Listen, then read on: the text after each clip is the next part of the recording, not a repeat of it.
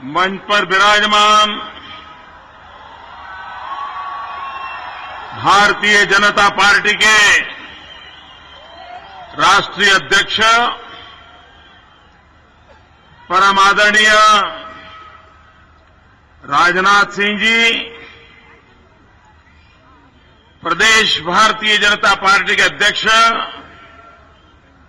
श्रीमान प्रहलाद जोशी जी, आदरणीय श्री वेंकैया नायडू जी, भारतीय जनता पार्टी के महामंत्री श्रीमान थावरचंद जी गहलोत, श्रीमान अनंत कुमार जी, हमारे पूर्व मुख्यमंत्री श्रीमान सदानंद जी गौड़ा जी, श्रीमान जगदीश शेट्टर जी, मंच पर विराजमान भारतीय जनता पार्टी के सभी वरिष्ठ नेतागण,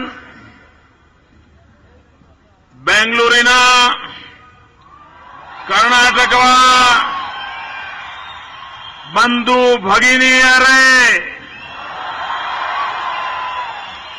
निमगेल्ल ನನ್ನ ನಮಸ್ಕಾರಗಳು।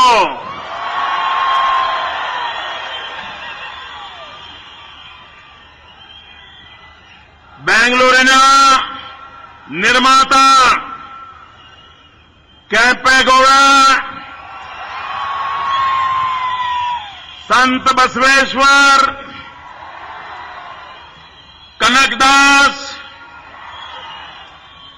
कित्तूर रानी ಚೆನ್ನಮ್ಮ, ನನ್ನ ಎಲ್ಲಿರಗೂ ನನ್ನ सतनमनಗಳು।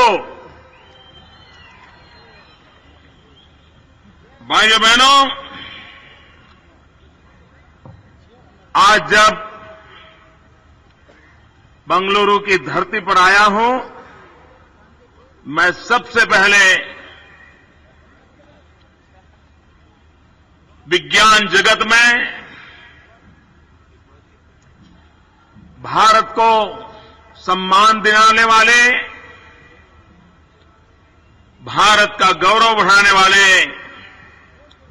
Professor C.N. राव, भारत रत्न, मैं उनका अंतःकरणपूर्वक अभिनंदन करता हूं। भारत के खेल जगत को नई ऊंचाइयों पर ले जाने वाले और देश के युवाओं को प्रेरणा देने वाले भाई सचिन को भी भारत रत्न के अवसर पर बहुत बहुत बधाई देता हूं, बहुत बहुत अभिनंदन करता हूं। भाइयों बहनों, ये अपना बंगलुरु हिंदुस्तान में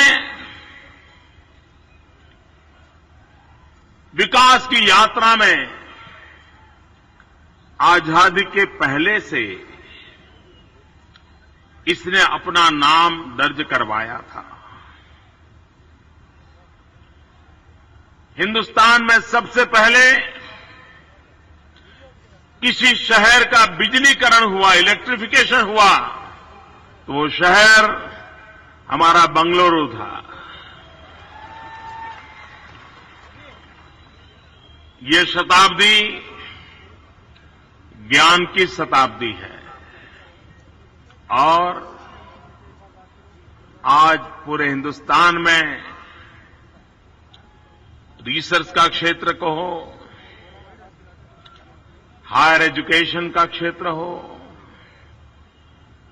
सेंटर फॉर एक्सेलेंसी की बात हो, हर विषय में हमारा बंगलुरु ये नॉलेज सिटी के रूप में इसने अपनी जगह बनाई है।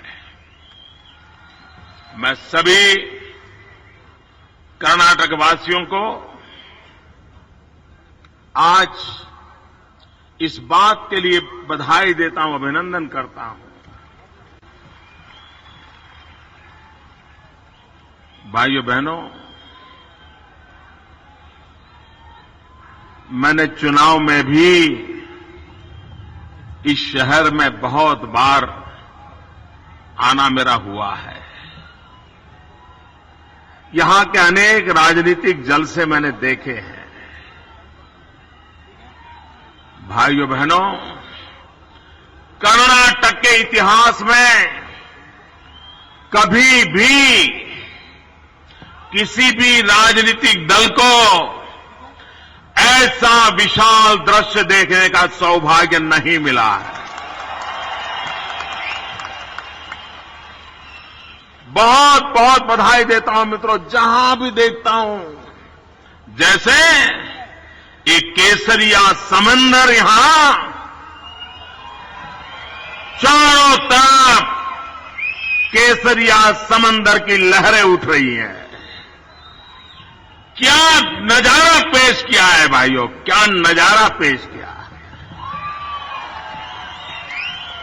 और मैं प्रहलाद जी को, अनंत कुमार को, इस रैली के इंचार्ज अशोक को पूछ रहा था कि भाई इसके पहले ऐसा दृश्य कहां हुआ होगा, कब हुआ होगा। वो मुझे बता रहे थे, साहब बीजेपी का इतिहास छोड़ो, कर्नाटक की पॉलिटिकल हिस्ट्री में इतना बड़ा कभी कार्यक्रम नहीं हुआ, किसी दल का नहीं हुआ है। भाइयों बहनों, ये अपने आप में कर्नाटका भारतीय जनता पार्टी के कार्यकर्ताओं की बहुत बड़ी सिद्धि है। मैं आपका अभिनंदन करता हूं। भाइयों बहनों, इन दिनों भाजपा पे हमले जरा तेज हो गए हैं। नरेंद्र मोदी पर भी हमले तेज हो गए हैं। ये हमले इसलिए तेज हुए हैं कि ये नजारा न देख पाते हैं, न पचा पाते हैं, और इसलिए न जाने कैसी कैसी भाषा का प्रयोग हो रहा है, न जाने कैसे कैसे षड्यंत्र हो रहे हैं, न जाने किस प्रकार के तौर तरीकों से भारतीय जनता पार्टी को हतप्रत करने का प्रयास हो रहा है। भाइयों बहनों, मैं आज एक साथ दो प्रधानमंत्रियों का स्मरण करना चाहता हूं। और अगर भारत का भाग्य बदलना है, इस देश को आगे ले जाना है, तो इन्हीं दो महापुरुषों ने जो मंत्र दिया है, वो मंत्र इस देश को नई ऊंचाइयों पर ले जा सकता है। लाल बहादुर शास्त्री ने कहा था, जय जवान जय किसान। और भारत के प्रधानमंत्री आदरणीय अटल बिहारी वाजपेयी जी ने कहा था, जय जवान जय किसान जय विज्ञान। भाइयों बहनों, आज दुनिया में आईटी के क्षेत्र में ये हमारा कर्नाटक, ये हमारा बेंगलोर, ये हमारे यहां के आईटी प्रोफेशन के नौजवान, ये हमारे सॉफ्टवेयर इंजीनियर विश्व भर में इन नौजवानों ने अपनी ताकत का परिचय करवा दिया है, हिंदुस्तान का नाम रोशन कर दिया है।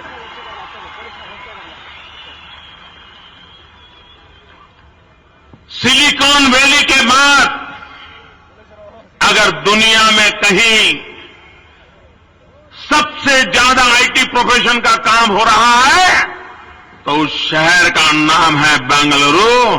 जिस राज्य का नाम है कर्नाटका। भाइयों बहनों, ये कैसे संभव हुआ? जब एनडीए की सरकार थी,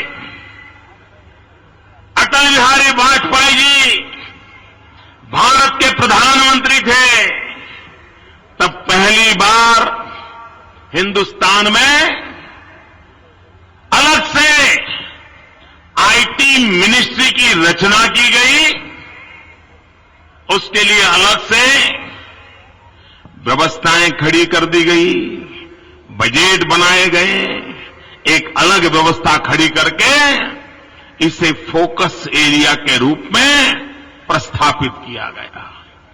और उसके बाद हिंदुस्तान के नौजवानों ने पीछे मुड़कर नहीं देखा। मेरा देश का नौजवान अपनी उंगलियों पर कंप्यूटर की कमाल करके दुनिया को आकर्षित करने में सफल हो गया। सारी दुनिया को भारत का लोहा बताने में मेरे देश का नौजवान सफल हो गया। भाइयों बहनों, 2003 में अटल बिहारी वाजपेयी की सरकार ने इस देश में पहली बार साइंस एंड टेक्नोलॉजी को लेकर के अलग पॉलिसी बनाई। 2000 में पहली बार इस देश में अटल बिहारी वाजपेयी की सरकार ने इंफॉर्मेशन टेक्नोलॉजी का एक्ट बनाया। अटल बिहारी वाजपेयी ने जो विज्ञान पर बल दिया, टेक्नोलॉजी पर बल दिया, आधुनिक हिंदुस्तान बनाने के लिए उन्होंने ये जो सपना देखा, वो सपना भारत के नौजवान के साथ जुड़ा हुआ था। वो सपना भारत के नौजवान के भाग्य के साथ जुड़ा हुआ था। और 2003 के 15 अगस्त को अटल बिहारी वाजपेयी जी ने लाल किले से कहा था, 2003 में कहा था, उन्होंने मून मिशन की घोषणा की थी। और आज हम गर्व से कह सकते हैं कि अटल बिहारी वाजपेयी ने जो सपना देखा था, 2003 में लाल किले से घोषणा की थी, मिशन मून का सपना देखा था, 2008 में हमारे नौजवानों ने, हमारे वैज्ञानिकों ने अटल बिहारी वाजपेयी की घोषणा को सत्य करके दिखा दिया और चंद्रयान की तरफ हम चल पड़े, सफलतापूर्वक चल पड़े। भाइयों बहनों, ये साइंस और टेक्नोलॉजी पॉलिसी का कमाल है कि अभी अभी मंगलयान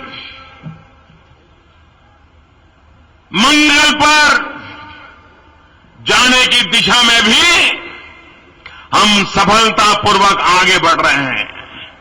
भाइयों बहनों, लेकिन जो महापुरुष होते हैं वो दूर का देखते हैं, व्यवस्थाएं विकसित करते हैं, लेकिन जब व्यवस्थाएं गलत हाथों में चली जाती है तो देश की क्या दुर्दशा होती है, ये आईटी प्रोफेशन के लोग भली भांति जानते हैं। आप देखिए, जब अटल जी की सरकार थी, हमारे देश में आईटी प्रोफेशन का ग्रोथ, सॉफ्टवेयर का ग्रोथ 40% था, 40% था। और बाद में यूपीए 1 बना, यूपीए 1 बना तो हम 40% से कम होकर के 30% हो गए। ये घाटा किसको हुआ? हमारे नौजवानों के भविष्य पर हुआ। आईटी प्रोफेशन से जुड़े नौजवानों के भविष्य पर सवालिया निशान लगाना शुरू हो गया। भाइयों बहनों, इतना ही नहीं, यूपीए 2 आया।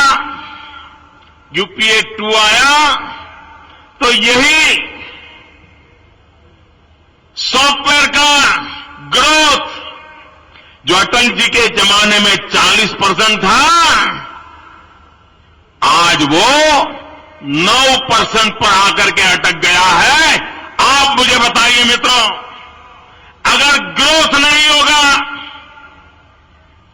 तो एक्सपोर्ट कहां से होगा? नौजवानों को रोजगार कहां से मिलेगा? देश में अगर मेरा नौजवान बेरोजगार हो गया तो मेरे देश के भाग्य का क्या होगा? भाइयों बहनों, भारत में जितनी ज्यादा मात्रा में सेंटर फॉर एक्सीलेंसी का निर्माण करना चाहिए, हम नहीं कर पा रहे। मेरे मन में कभी कभी विचार आता है, दुनिया का सबसे लंबा रेलवे नेटवर्क हिंदुस्तान के पास है। उसमें काम करने की एक्सपर्टाइज लगती है, उसके इंजीनियरों का अलग प्रकार की शिक्षा लगती है, रेल मैनेजमेंट ये अलग प्रकार की क्वालिटी लगती है। क्या हमारे देश में रेलवे डिपार्टमेंट खुद देश के 4 कोने में रेलवे को जिस प्रकार के मैन पावर की जरूरत है, उस मैन पावर के लिए हिंदुस्तान के 4 कोने में रेल के लिए जिस प्रकार के लोगों की जरूरत है, रेल के लिए जिस प्रकार के इंजीनियरों की जरूरत है, टेक्नीशियनों की जरूरत है, मैनेजर स्किल की जरूरत है, इलेक्ट्रॉनिक नॉलेज की जरूरत है, क्या देश के 4 कोने में रेलवे के द्वारा 4 बढ़िया यूनिवर्सिटी बना करके वहीं से नौजवानों को तैयार करके हमारी रेलवे की एफिशिएंसी को नहीं बढ़ा सकते थे? हमारी रेलवे को मॉडर्नाइज नहीं कर सकते थे? हमारी रेलवे को जनसाधारण के लिए उपयोगी नहीं बना सकते थे? लेकिन भाइयों बहनों, रेलवे को भी उन्होंने राजनीति का कार्यक्रम बना दिया। कभी यहां पर एक डिब्बा बढ़ा दो, कहीं यहां पर एक रूट बढ़ा दो, वहां के मतदाताओं को खुश कर दो, चुनाव जीतने के लिए रेल चलाते रहो। इसी का परिणाम है कि आज पूरा रेलवे का तंत्र गड्ढे पे चला गया है। ये इनकी सोच है। भाइयों बहनों, आज देश की आर्थिक स्थिति बहुत संकट में है। इन दिनों स्पर्धा चल रही है कि रुपये की कीमत नीचे जाएगी कि यूपीए सरकार की आबरू नीचे जाएगी। सबसे पहले कौन ज्यादा नीचे जाएगा, इसकी स्पर्धा चल रही है। भाइयों बहनों,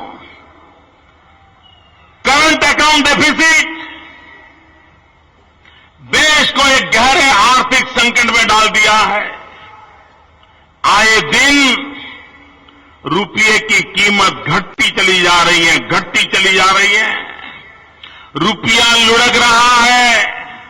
ऐसा लगता है यूपीए का रुपया आईसीयू में पड़ा है, अस्पताल में पड़ा है, पता नहीं वो कब।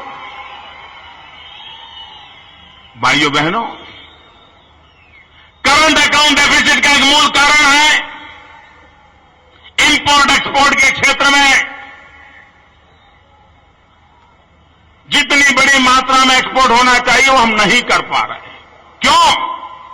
40% एक्सपोर्ट हमारा सॉफ्टवेयर का ग्रोथ था, 9% आ गया। इसके कारण हमारा एक्सपोर्ट कम हो गया। दूसरी तरफ क्या किया दिल्ली की सरकार ने? दिल्ली सरकार ने पिंक रिवॉल्यूशन की घोषणा की। पिंक रिवॉल्यूशन, ये पिंक रिवॉल्यूशन क्या है? ये पिंक रिवॉल्यूशन है मटन का एक्सपोर्ट करना। मीट एक्सपोर्ट करना, और इसलिए हिंदुस्तान का अमूल्य पशुधन गैर कानूनी तरीके से काटा जा रहा है। और हमारा मीट, हमारा मटन, उसको एक्सपोर्ट करने के लिए दिल्ली सरकार नई नई इंसेंटिव स्कीम ला रही है। मैं दिल्ली की, यूपीए की सरकार को पूछना चाहता हूं, आपने कसाई खानों के लिए जो इंसेंटिव घोषित किए हैं, कसाई खानों के लिए बैंक के जिस प्रकार से रुपयों के ढेर बरसा रही है, अगर आपने ऐसी ही इंसेंटिव स्कीम अगर हमारे कर्नाटक के नौजवानों के लिए लाए होते, उनके लिए अगर आप स्पेशल पैकेज लाए होते, सॉफ्टवेयर इंजीनियरिंग के लिए इंसेंटिव, इंफ्रास्ट्रक्चर के लिए इंसेंटिव, एक्सपोर्ट के लिए इंसेंटिव अगर ये लाए होते, तो आज करंट अकाउंट की डेफिसिट की नौबत न आती। सॉफ्टवेयर एक्सपोर्ट करके मेरा नौजवान दुनिया में नाम रोशन करता और हमारी गायें बच जाती, हमारा पशुधन बच जाता। इतना ही नहीं, इनकी प्रायोरिटी देखिए, अभी कर्नाटक में पहली सरकार बनी, नई सरकार बनी और सबसे पहला काम किया, इनकी सोच देखिए।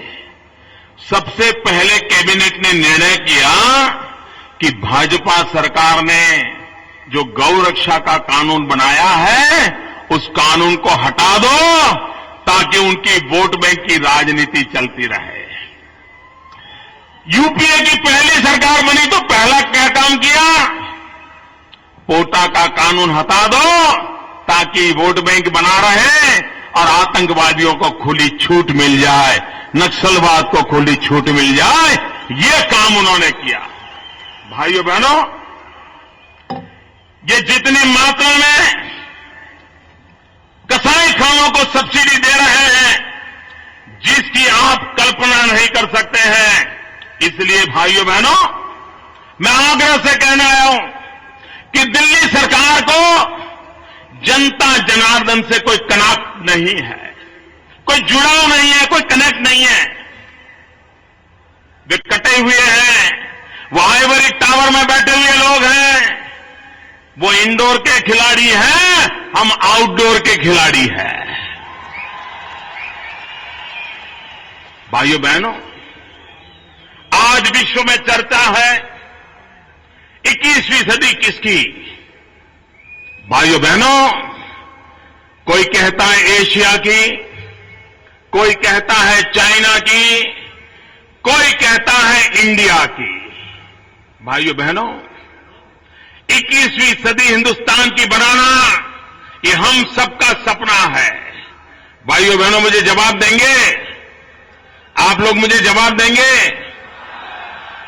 क्या 21वीं सदी हिंदुस्तान की सदी बनाना है? 21वीं सदी हिंदुस्तान की सदी बनाएंगे? 21वीं सदी में दुनिया में हिंदुस्तान का नाम रोशन करेंगे? भाइयों बहनों, अगर हिंदुस्तान की 21वीं सदी बनने की संभावनाएं पड़ी हुई है, 21वीं सदी हिंदुस्तान की सदी बनाने की संभावना पड़ी है, क्यों? दो ऐसी अमूल्य चीजें हमारे पास हैं जो हमारे प्रतिस्पर्धियों के पास नहीं है। हम भाग्यवान हैं कि हमारे पास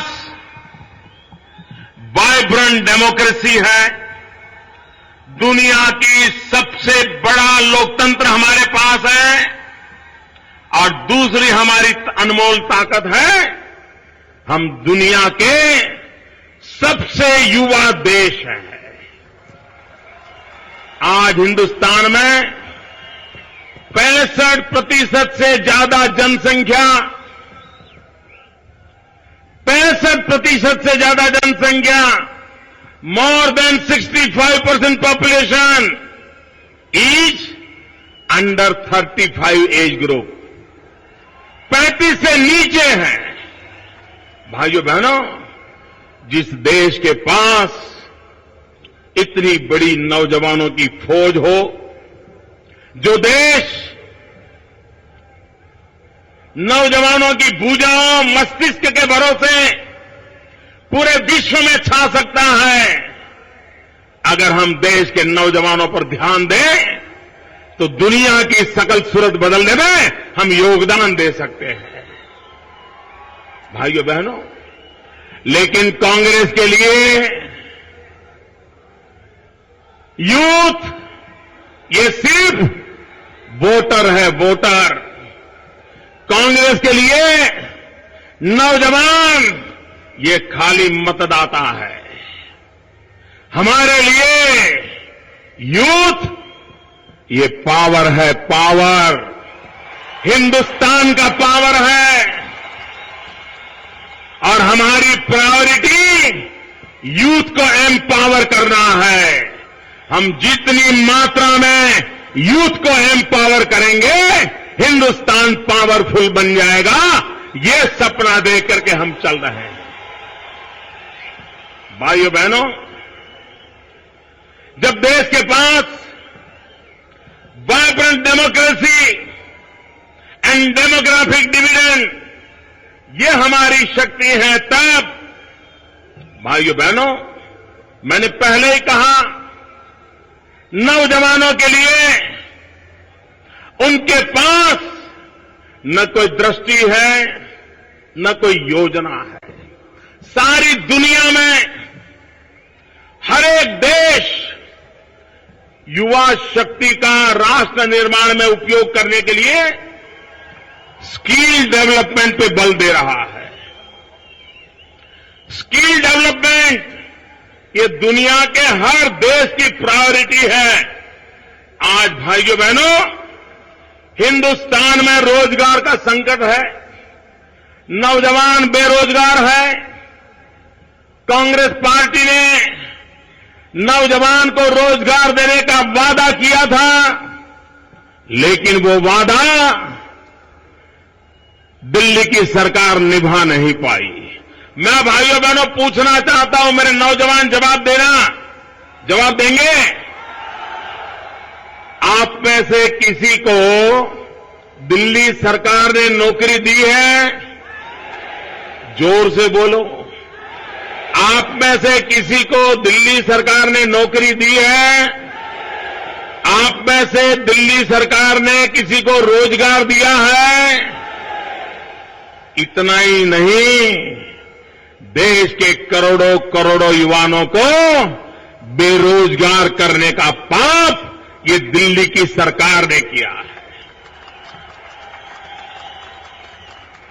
कारखाने बंद पड़े हैं, बिजली का उत्पादन नहीं हो रहा है,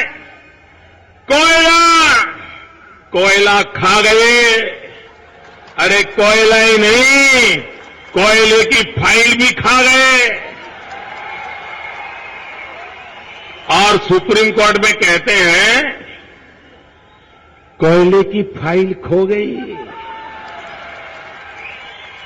अरे फाइल नहीं, पूरी सरकार खो गई है, पूरी सरकार खो गई है। और कांग्रेस की सरकार आपके लिए, सुप्रीम कोर्ट के लिए तो शायद कोयले की फाइल खो गई होगी, हिंदुस्तान की तो पूरी लाइफ खो गई है, पूरी लाइफ खो गई है। नौजवान को रोजगार के लिए सारी दुनिया स्किल डेवलपमेंट पे बल दे रही। बड़ा इंटरेस्टिंग बात बता रहा हूं मैं दोस्तों, सारा विश्व स्किल डेवलपमेंट पे बल दे रहा है, लेकिन भाइयों बहनों, ये हमारे दिल्ली की सरकार है, उसने स्किल डेवलपमेंट के लिए क्या किया, आपको जानकर के हैरानी होगी मित्रों। भारत सरकार उसका इतने बड़े हिंदुस्तान में स्किल डेवलपमेंट का बजट 1000 करोड़ रुपया है। गुजरात छोटा सा राज्य है, गुजरात का स्किल डेवलपमेंट का बजट 800 करोड़ रुपया है, 800 करोड़। क्यों? उनकी प्रायोरिटी नहीं है। उनको भारत के भविष्य की चिंता नहीं है, नौजवान की शक्ति की चिंता नहीं है। क्या किया मित्रों? ये लोग 2004 से सरकार में बैठे हैं। सारी दुनिया स्किल डेवलपमेंट पर बल दे रही है। हिंदुस्तान दुनिया का सबसे युवा देश है। हमारी सबसे पहली प्रायोरिटी स्किल डेवलपमेंट होना चाहिए। लेकिन दिल्ली सरकार 2008 में उन्होंने एक कमेटी बनाई, उसका नाम दिया prime minister national council on skill development, PM के नाम से जोड़ा। बहुत बड़ी कमेटी बनाई।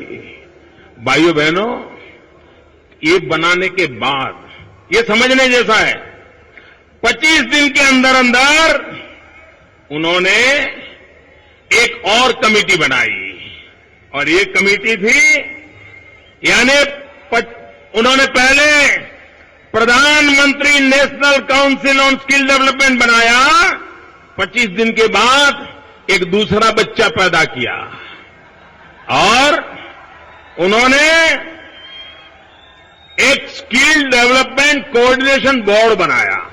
देखिए इनकी हालत देखिए, 25 दिन के बाद दूसरा बच्चा पैदा किया और फिर 2.5 साल तक कोई काम नहीं किया, कोई चर्चा नहीं की, चिंता नहीं की, योजना नहीं बनी, कुछ नहीं हुआ। 2.5 साल तक मौन, पूरा मौन, हर प्रकार से मौन। ये हुआ।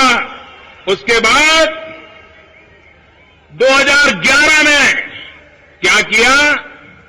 स्किल डेवलपमेंट एडवाइजरी की एक ऑफिस खोली गई। 2.5 साल के बाद काम क्या किया? स्किल डेवलपमेंट पीएम के एडवाइजर की ऑफिस खोली गई। और भाइयों बहनों, फिर क्या किया? पत्रकार मित्रों को बड़ा मजा आएगा खोजने का। फिर 2013 में इन्होंने सब दुकानें बंद कर दी। जितना भी बनाया था इन सारों का बंद कर दिया और उसमें से सबको बंद करके एक स्किल डेवलपमेंट एजेंसी बनाई।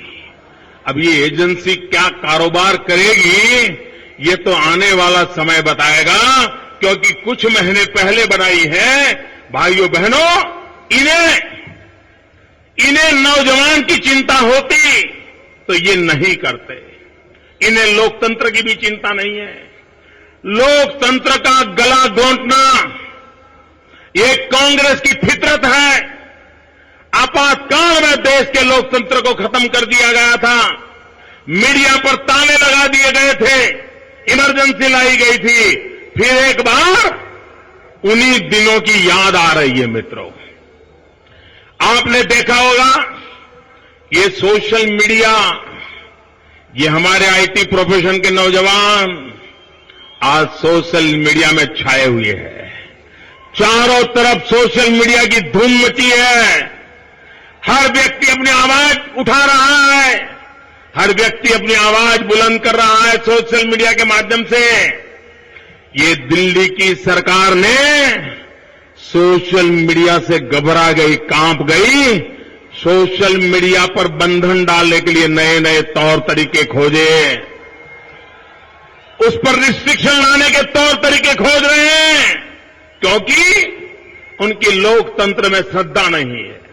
अभी अभी भारत के इंफॉर्मेशन डिपार्टमेंट मिनिस्टर ने हिंदुस्तान के मीडिया को और विशेष करके ये टीवी चैनल वालों को एक एडवाइजरी भेजी।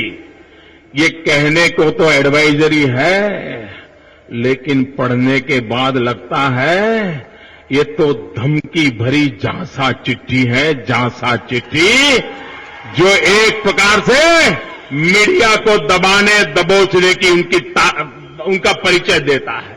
और एडवाइजरी क्या दी कि 15 अगस्त को लाल दरवाजे से प्रधानमंत्री का भाषण हुआ। इतना बड़ा महत्वपूर्ण इंसिडेंट था। संविधान की तरह प्रधानमंत्री का इतने बड़े पद और गरिमा का विषय था, तो उनके भाषण के बाद टीवी पर गुजरात में, कच्छ में, लालन कॉलेज में एक मोदी, एक छोटा सा मोदी, एक छोटे से राज्य का मुख्यमंत्री, इसका भाषण टेलीकास्ट क्यों किया? आग लग गई, आग। मोदी का भाषण टेलीकास्ट क्यों किया? प्रधानमंत्री की बराबरी में मोदी का भाषण क्यों दिखाया? दिल्ली सरकार ने फतवा जाहिर कर दिया, एडवाइजरी के नाम पर कर दिया कि ये बंद करो। इतना ही नहीं, ये कांग्रेस पार्टी की लोकतंत्र के प्रति अश्रद्धा कैसी है, नमूना पेश कर रहा हूं मित्रों। भारत रत्न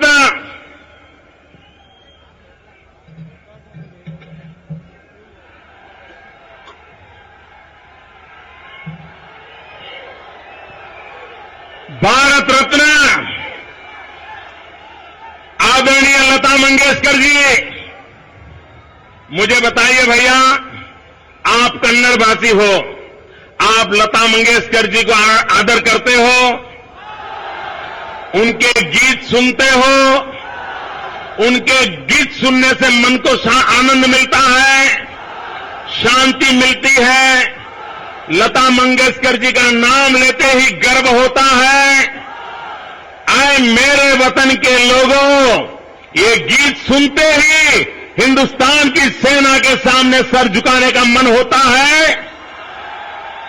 इतना बड़ा गौरवपूर्ण नाम लता मंगेशकर जी ने कुछ दिन पहले बोल दिया, अगर मोदी इस देश के प्रधानमंत्री होते हैं अच्छा होगा।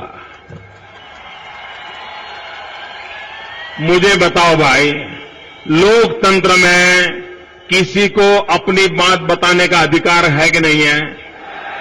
अगर कोई कहे कि मोदी को जिंदगी भर जेल में डाल देना चाहिए, उसको ये कहने का अधिकार है कि नहीं है?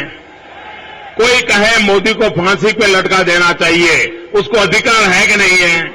कोई कहे मोदी को पीएम बनाना चाहिए, कहने का अधिकार है कि नहीं है?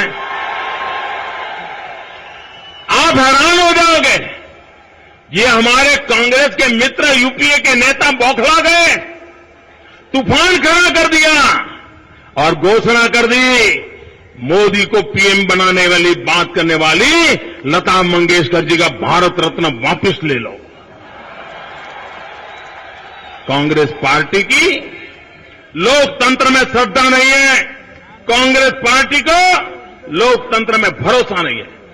भाइयों बहनों, एक अंतर्राष्ट्रीय संस्था गोल्डमैन सैक्स, इन लोगों ने पूरे दुनिया में सर्वे करते रहते हैं, वो मैनेजमेंट और अर्थशास्त्र के विषय के काम करते हैं। उस संस्था ने कहा कि मोदी का नाम जब से आया है, भारतीय जनता पार्टी तेज गति से आगे बढ़ रही है और इसके कारण बाजार की हवा बदल रही है। भारत के अर्थतंत्र में सांस लेने की ताकत आई है। अगर मोदी आगे बढ़ते गए तो भारत का अर्थतंत्र दौड़ने लग जाएगा। एक अंतर्राष्ट्रीय संस्था ने इस प्रकार का सर्वेक्षण किया, अखबारों में आया। आप हैरान हो जाओगे। वो बेचारा कह रहा है कि हिंदुस्तान का अर्थ कारण सुधरेगा। ये आनंद और गौरव का विषय है। उसके बजाय पूरी कांग्रेस टूट पड़ी, उनके मंत्री टूट पड़े। एक गोल्डमैन सैक्स समझता क्या है, उसको ये कहने का अधिकार क्या है, वो समझता क्या है, पता नहीं क्यों। क्या लोकतंत्र की भाषा है मित्रों? ये लोकतंत्र की भाषा है? क्या लोकतंत्र में ऐसा व्यवहार होता है? दूसरों के विचार सुनने की तैयारी नहीं। इतना ही नहीं भैया, अभी चुनाव चल रहे हैं 4 राज्यों में ओपिनियन पोल आया, बौखला गए। उन्होंने घोषणा कर दी, ओपिनियन पोल को टीवी पर दिखाना बंद कर दो। अरे कब तक सर छुपाते रहोगे? अब तो आप लोगों की जाने की बारी आ चुकी है। देश का ओपिनियन तय हो चुका है। टीवी के पर्दे पर ओपिनियन चमके या न चमके, जनता जनार्दन की आवाज में ओपिनियन पूरी ताकत से प्रकट हो रहा है। भाइयों बहनों, भाइयों बहनों,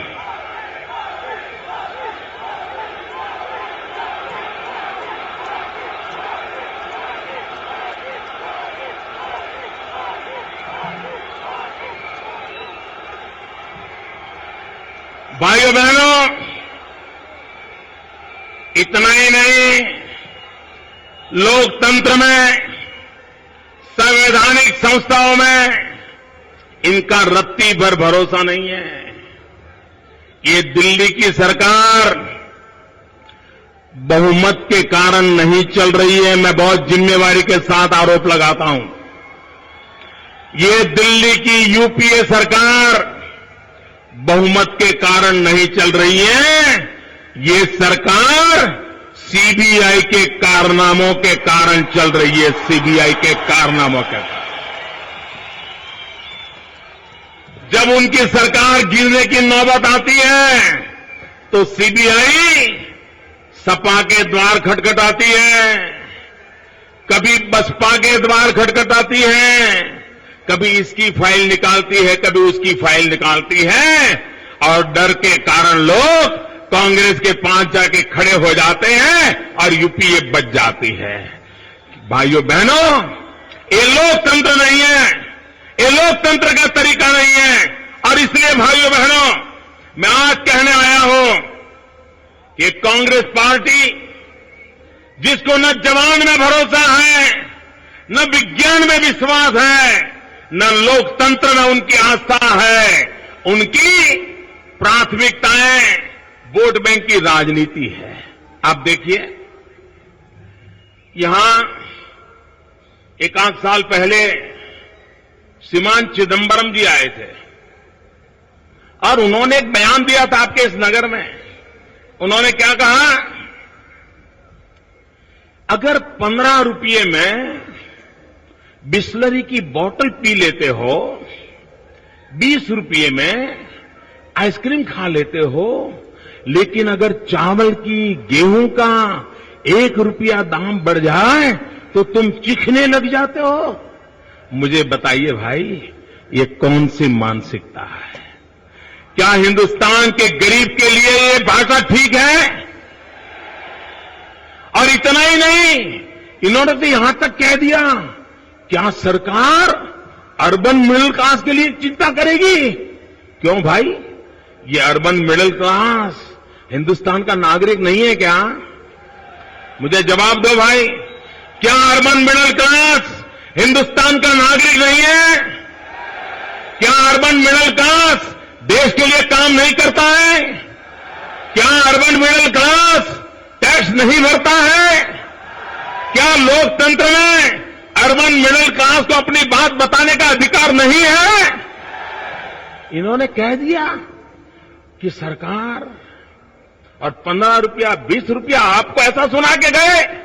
भाइयों बहनों, इन्होंने महंगाई के संबंध में इनकी सोच देखिए। ये कहते हैं, अगर गरीब के घर की इनकम 26 रुपया अगर रोज की है तो गरीब नहीं है। मुझे बताओ मित्रों, 26 रुपया कमाने वाला व्यक्ति 5 लोगों का परिवार हो, वो गरीब है कि नहीं है? आप बोलिए जोरों से, गरीब है कि नहीं है? वो गरीब है, गरीब है, गरीब है। आप मानते हैं? दिल्ली की सरकार नहीं मानती है। मुझे बताइए 26 रुपए में क्या मिलेगा? अरे 26 रुपये में 300 ग्राम प्याज नहीं आता है, प्याज नहीं आता है, वो पेट कैसे भरेगा? पंडित दीनदयाल उपाध्याय हमें अंत्योदय का मार्ग सिखा के गए हैं, दरिद्र नारायण की सेवा करने का रास्ता दिखा के गए हैं। गरीब से गरीब समाज के आखिरी छोर पर बैठा हुआ इंसान, उसकी चिंता करना, ये हमारे भारतीय जनता पार्टी का धर्म है, ये हमारी भारतीय जनता पार्टी का कर्म है।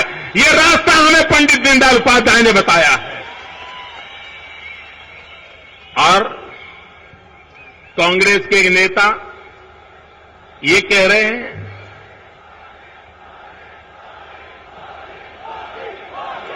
कांग्रेस के नेता कह रहे हैं गरीबी ये तो मानसिक अवस्था है, स्टेट ऑफ माइंड है। ये गरीब की मजाक उड़ा रहे हैं, गरीब की मजाक उड़ा रहे हैं। भाइयों बहनों, इनको महंगाई की चिंता नहीं है, इनको देश के अर्थतंत्र की चिंता नहीं है, वो अपने ही कारोबार को चलाने लगते हैं। भाइयों बहनों, अभी वानखेड़े स्टेडियम में क्रिकेट का मैच चल रहा था। सचिन तेंदुलकर निवृत्त होने वाले थे। पूरा देश सचिनमय हो गया था। हर चीज सचिन के साथ जोड़ करके देखी जाती थी। और वानखेड़े स्टेडियम में लोग चर्चा कर रहे थे, शर्त लगा रहे थे कि बताओ, ये मैच के दरमियान सचिन तेंदुलकर सेंचुरी लगाएंगे या प्याज के दाम सेंचुरी लगाएंगे। लोग शर्त लगा रहे थे कि सचिन की सेंचुरी लगेगी कि प्याज के दाम की सेंचुरी लगेगी। ये तो आपने महंगाई का हाल करके रखा है मेरे भाइयों, ये हाल इन्होंने करके रखा है। भाइयों बहनों,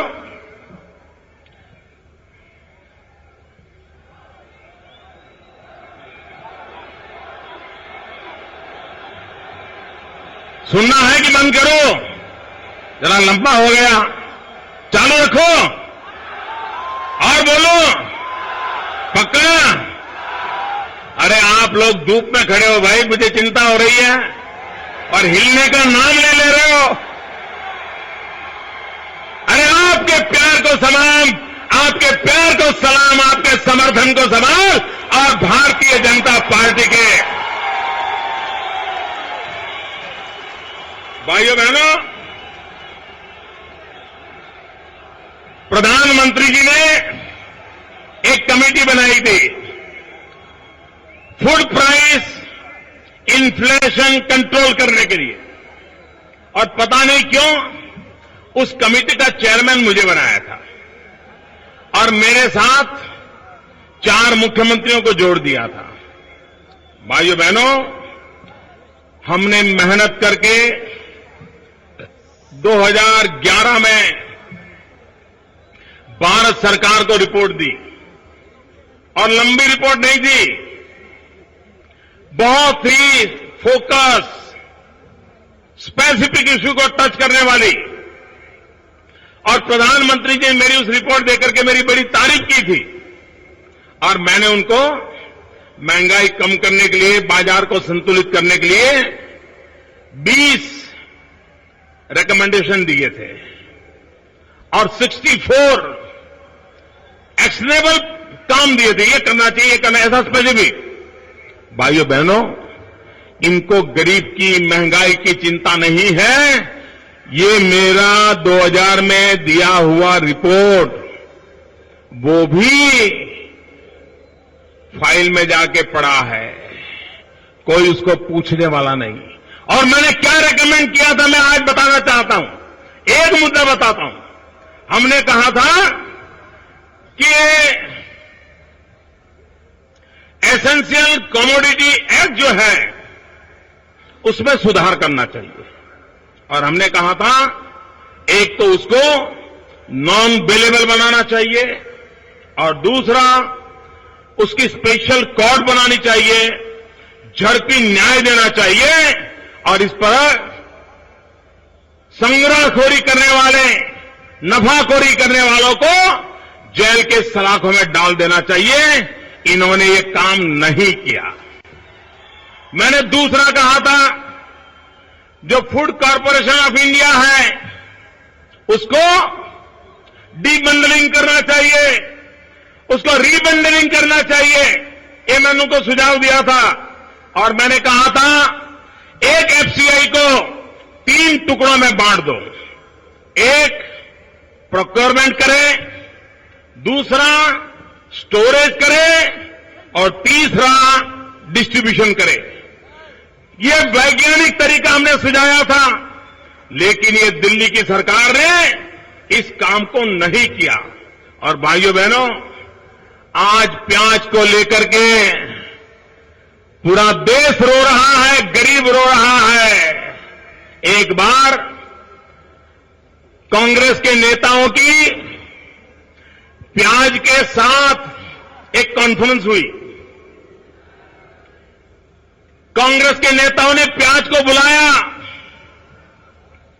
कि भाई, वो प्याज को गिड़गिड़ाने लगे, ये क्या हो रहा है? तो प्याज ने कहा, आप लोगों ने सरकार में रहते रहते पूरे हिंदुस्तान के छिलके उतार दिए हैं। अब हम प्याज ने तय किया है कि हम दिल्ली की सरकार के छिलके उतार देंगे। भाइयों बहनों, जो अटल जी की सरकार थी, देखिए उसकी दीर्घदृष्टि देखिए। उन्होंने प्याज को एसेंशियल कमोडिटी के अंदर रखा था और इसके कारण उसके दाम में कभी उतार चढ़ाव नहीं आता था।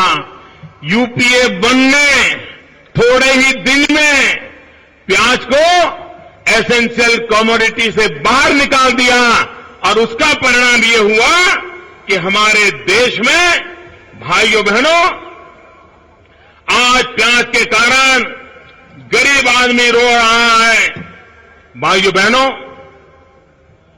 हर देश के अपने सपने होने चाहिए। आजादी के पहले 1857 से देखे, हिंदुस्तान का एक एक नागरिक देश आजाद करने का मकसद लेके काम कर रहा था। हर पीढ़ी वो काम करती थी, हर नौजवान करता था। आजादी के बाद देश में देश को महान बनाने के सपना लेकर के चलने की जरूरत थी। स्वराज्य को सुराज्य में बदलने की जरूरत थी। लेकिन दिल्ली में बैठे हुए कांग्रेस के शासकों ने देश आजाद होने के बाद इस तरफ ध्यान नहीं दिया। भाइयों बहनों, वो तो कहने लगे सत्ता ये जहर है। उनको लगता है पावर इज ए पॉइजन, और इसके कारण लोगों को कहते रहे पावर पॉइजन है, तुम मत आओ, ये हमारे लिए काफी है। ये पॉइजन का कोई टेस्ट मत करो, हम एक परिवार काफी है, हमें ही पॉइजन का टेस्ट करने दो। ऐसा ही समझाते रहे। पॉइजन पॉइजन कह के देश की जनता को सत्ता से दूर रखने के षड्यंत्र किए गए। देश की जनता को सत्ता के निकट तक नहीं आने दिया गया। एक परिवार के आसपास पॉइजन पॉइजन कह करके खुद के बटोर के रख लिया। भाइयों बहनों, एक आज मैं बात करना चाहता हूं। करीब 8-9 वर्ष के बाद हमारा देश आजादी के 75 वर्ष मनाएगा। हमारे देश में 75 ईयर अमृत महोत्सव के रूप में मनाए जाते हैं। यह देश अभी से संकल्प करे कि 8-9 वर्ष के बाद यह देश जब अमृत वर्ष मनाएगा, तब हम 8 साल में ऐसी मेहनत करें कि हमारे देश में अमृत वर्षा हो। भाइयों बहनों, और अमृत वर्षा यानी सुराज्य, अमृत वर्षा यानी दरिद्र नारायण का कल्याण, अमृत वर्षा यानी गांव गरीब किसान का भला, इस बात को लेकर के हम चले। भाइयों बहनों, हमारा देश का किसान प्रगति कर सकते हैं हम। किसान को आधुनिक वैज्ञानिक टेक्नोलॉजी से जोड़ने की जरूरत है। अगर उस पर हमने बल दिया तो देश का किसान सुखी हो सकता है। भाइयों बहनों, 125 करोड़ का देश अमृत वर्ष के लिए, अमृत वर्षा पाने के लिए 8 साल के बाद जब 75 वर्ष आए तब हम देश के 125 करोड़ नागरिक, एक एक नागरिक एक एक सपना लेकर के चल पड़े। 125 करोड़ सपने लेकर के हम चल पड़े। हर नगर का एक सपना हो, हर गांव का एक सपना हो। आप कल्पना कर सकते हैं, करोड़ों सपने लेकर के अगर 8 साल चल पड़े तो हमारा देश दुनिया में नई ऊंचाइयों को पार कर सकता है। और इसलिए भाइयों बहनों, उन नई ऊंचाइयों को पार करने के सपने लेकर के हम चलना चाहते हैं। तब भाइयों बहनों, आज जब मैं आपके बीच आया हूं तब हमने मित्रों सपना देखना है, इस कुशासन को समाप्त करके सुशासन की ओर जाना है। ये कैओस की हवा अवस्था में से निकल करके हमें क्लैरिटी की तरफ बढ़ना है। ये करप्शन के माहौल को छोड़ करके हमने क्लीन गवर्नेंस की तरफ आगे बढ़ना है। ये स्टैग्नेंसी के माहौल को छोड़ करके हमने बॉयंसी का रास्ता अपनाना है। ये विष की बातें करने वालों को छोड़कर हमें अमृत को पाने का प्रयास करना है। अगर आने वाले दिनों में इस संकल्प को लेकर के हम चलते हैं तो भाइयों बहनों, मुझे विश्वास है कि हमारा देश नई शक्ति लेकर के, नई ताकत लेकर के उभरेगा और भारत 21वीं सदी में विश्व का नेतृत्व करेगा। मेरे साथ बोलिए, दोनों मुट्ठी बंद करके हाथ ऊपर करके बोलिए। अभी मीडिया वाला मुझे नहीं देखेंगे, आपको देखेंगे। वो कैमरा आप तरफ ले जाएंगे। दोनों मुट्ठी बंद करके बोलना है, भारत माता की।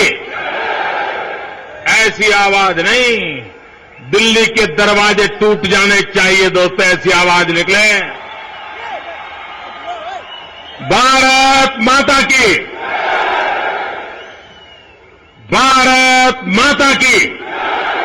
और तेज ताकत से दोस्तों, ये सारे मीडिया वाले आपको कवर कर रहे हैं। भारत माता की, शाबाश, भारत माता की, भारत माता की।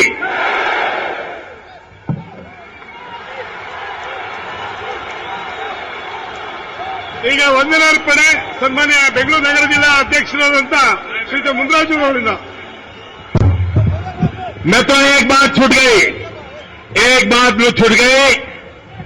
मैं कर्नाटक ने एक हमें नई प्रेरणा दी, आज हमें प्रेरणा दी। मैं कहता हूं कर्नाटक के नागरिकों ने, कर्नाटक बीजेपी ने, कर्नाटक कार्यकर्ताओं ने, और वो प्रेरणा ये दी है, इस रैली में आने के लिए उन्होंने 10 रुपया टोकन डोनेशन लिया।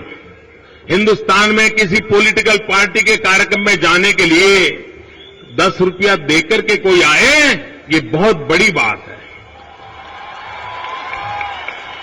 3.5 लाख लोगों ने 10-10 रुपया देकर के यहां आए हैं। आप सबको अभिनंदन।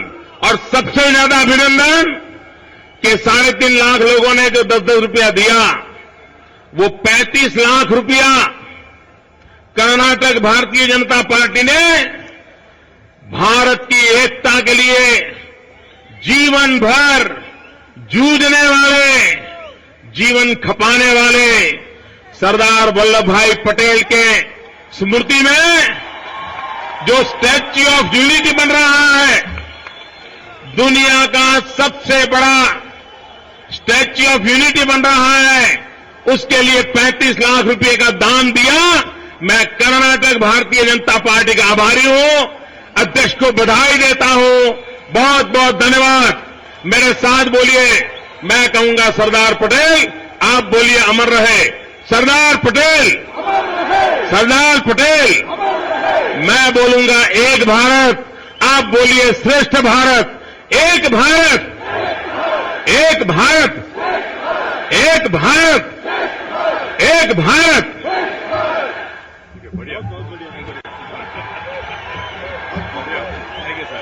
ಆತ್ಮೀಯ ಕಾರ್ಯಕರ್ತ ಬಂಧುಗಳೇ, ನಮ್ಮ ರಾಷ್ಟ್ರೀಯ ಅಧ್ಯಕ್ಷ ಆದಂತ ಸನ್ಮಾನ್ಯ ಶ್ರೀ ರಾಜನಾಥ್ ಸಿಂಗ್ ಅವರು ಬಂದು ಈ ಕಾರ್ಯಕ್ರಮನ ಯಶಸ್ವಿಯಾಗಿ ನಡೆಸಿಕೊಟ್ಟು ನಮ್ಮೆಲ್ಲರಿಗೂ ಆಶೀರ್ವಾದ ನೀಡಿದಂತ ರಾಜನಾಥ್ ಸಿಂಗ್ ಜಿ ಅವರಿಗೆ ಕರ್ನಾಟಕದ ಭಾರತೀಯ ಜನತಾ ಪಕ್ಷ ಹಾಗೂ ಬಂದಿರತಕ್ಕಂಥ ಎಲ್ಲ ನಾಗರಿಕರ ಪರವಾಗಿ ಧನ್ಯವಾದಗಳನ್ನ ಅರ್ಪಿಸ್ತೇನೆ. ಅದೇ ರೀತಿ ದೇಶ ಕಂಡ ಮಹಾನ್ ನಾಯಕ, ದೇಶದ ಮುಂದಿನ ಭಾವಿ ಪ್ರಧಾನಿ, ಭಾರತ ಮಾತೆಯ ಹೆಮ್ಮೆಯ ಪುತ್ರ ನರೇಂದ್ರ ಮೋದಿ ಅವರಿಗೆ ನಿಮ್ಮೆಲ್ಲರ ಪರವಾಗಿ ಕರ್ನಾಟಕ ಭಾರತೀಯ ಜನತಾ ಪಕ್ಷ ಪರವಾಗಿ ಧನ್ಯವಾದಗಳನ್ನ ಅರ್ಪಿಸ್ತೇನೆ. ಅದೇ ರೀತಿ ರಾಷ್ಟ್ರೀಯ ನಾಯಕರು, ರಾಜ್ಯ ನಾಯಕರು, ಮಾಜಿ ಉಪಮುಖ್ಯಮಂತ್ರಿಗಳು, ಮಾಜಿ ಮಂತ್ರಿಗಳು ಈ ಉಸ್ತುವಾರಿಯನ್ನು ಹೊತ್ತಂತ ಈ ಕಾರ್ಯಕ್ರಮ ಇಷ್ಟೊಂದು ಅದ್ದೂರಿಯಾಗಿ ನಡೀಬೇಕಾದ್ರೆ ಕಾರಣಕರ್ತರಾದಂತ ಬೆಂಗಳೂರು ನಗರದ ನಮ್ಮೆಲ್ಲರ ನೆಚ್ಚಿನ ನಾಯಕರಾದಂತ ಆರ್ ಅಶೋಕ್ರವರಿಗೆ ಧನ್ಯವಾದಗಳನ್ನ ಅರ್ಪಿಸ್ತೇನೆ. ವಿಶೇಷವಾಗಿ ರಾಜ್ಯದ ಮೂಲೆ ಮೂಲೆಗಳಿಂದ ಬಂದಿರತಕ್ಕಂಥ ಲಕ್ಷಾಂತರ ಕಾರ್ಯಕರ್ತರಿಗೆ ಭಾರತೀಯ ಜನತಾ ಪಕ್ಷ ಕರ್ನಾಟಕ ರಾಜ್ಯದ ಪರವಾಗಿ ಹೃತ್ಪೂರ್ವಕ ಅಭಿನಂದನೆಗಳನ್ನ ಸಲ್ಲಿಸ್ತೇನೆ. ಅನೇಕ ಲೋಕಸಭಾ ಸದಸ್ಯರು, ರಾಜ್ಯಸಭಾ ಸದಸ್ಯರು, ವಿಧಾನ ಪರಿಷತ್ತಿನ ಸದಸ್ಯರು ಈ ಕಾರ್ಯಕ್ರಮಕ್ಕೆ ಬಂದು ಮೆರುಗು ನೀಡಿದಂತ ಎಲ್ಲ ನಾಯಕರಿಗೆ ಕರ್ನಾಟಕ ರಾಜ್ಯದ ಭಾರತೀಯ ಜನತಾ ಪಕ್ಷದ ಪರವಾಗಿ ಹೃತ್ಪೂರ್ವಕ ಅಭಿನಂದನೆಗಳನ್ನ ಸಲ್ಲಿಸ್ತೇನೆ. ವಿಶೇಷವಾಗಿ ಈ ಲಕ್ಷಾಂತರ ಜನಕ್ಕೆ ಸುರಕ್ಷಿತವಾಗಿ ಕಾರ್ಯಕ್ರಮ ನಡೆಯಲು ಯಶಸ್ವಿ ಮಾಡಿಕೊಟ್ಟಂತ ಕರ್ನಾಟಕ ರಾಜ್ಯ ಪೊಲೀಸ್ ಇಲಾಖೆಗೆ ನಿಮ್ಮೆಲ್ಲರ ಪರವಾಗಿ ಹಾಗೂ ಕರ್ನಾಟಕ ರಾಜ್ಯದ ಭಾರತೀಯ ಜನತಾ ಪಕ್ಷ ಪರವಾಗಿ ಧನ್ಯವಾದಗಳನ್ನ ಅರ್ಪಿಸ್ತೇನೆ.